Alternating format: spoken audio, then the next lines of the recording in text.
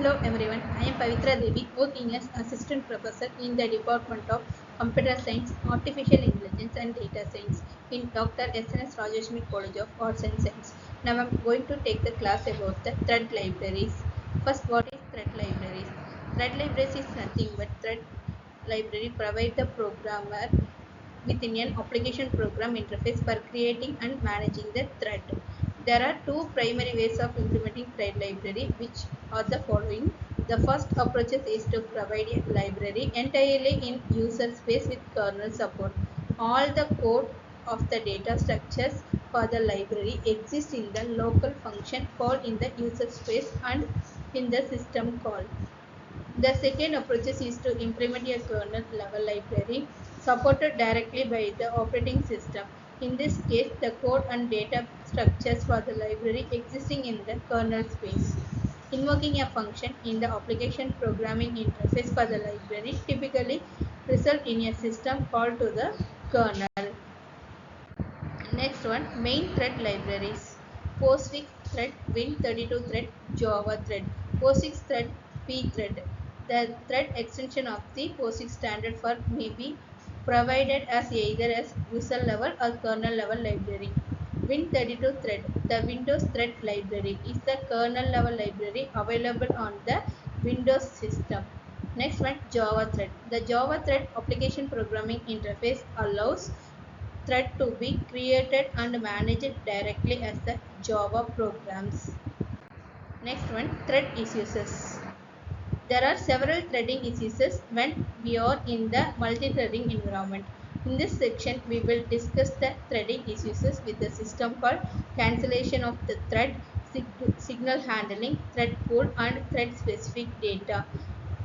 Along with the threading issues, we will also discuss how these issues can be dealt or resolved or to retain the benefits of the multi-threaded programming environment.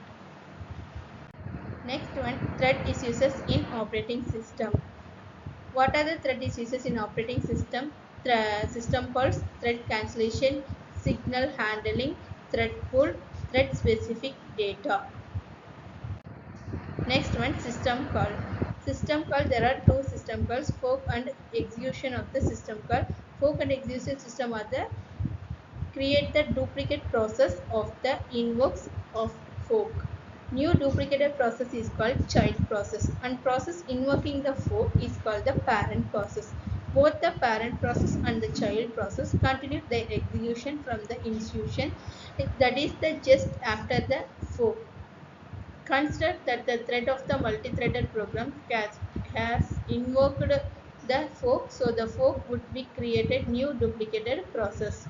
Here the issue is whether the new duplicated process created by the fork will be duplicated all the thread of parent process or duplicate process would be single threaded. Next one, thread cancellation. The termination of the thread in the middle of its execution, it is termed as the thread cancellation. Let us understand this help of example. Consider that there are multi-threaded program which has let in multiple threads to search through the database for the some process. However, if one of the thread written within the desired result, the remaining threads will be cancelled. Now, thread which we want to cancel is termed as targeted thread. The thread cancellation can perform in two ways. First one is asynchronous cancellation.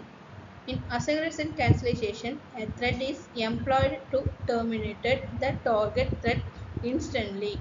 Next one, deferred cancellation.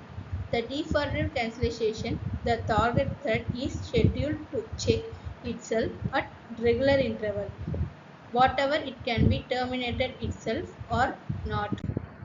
Next one, thread pool. When the user requests for the web page to the server creates a separate thread to service request, although the server also has some potential uses. Consider if we do not have bounded on the number of active threads in a system and would be created new thread for every new request, then it would be finally result in exhausting of system resources. We also we are concerned about the time it will take to create a new thread. It, it must be not that case of the time required to create new thread is more than one time required by the thread to service the request and the getting discarded, as it would be result in wastage of the CPU time. The solution of this is user thread pool. The idea is to create finite number of threads when the process thread. The collection of thread is referred to as the thread pool. The threads stay in the thread pool. The wait until the assigned any request to be serviced. Next one, thread specific data. When the user specific for the web page to the server creates the separate thread service request, although the server also has some potential issues. Consider if we do not have bounded number of active thread in the system and bounded created new thread for every new request, then it would be finally result in execution of system. We also concerned about the time it will take create of the new threads. Thank you.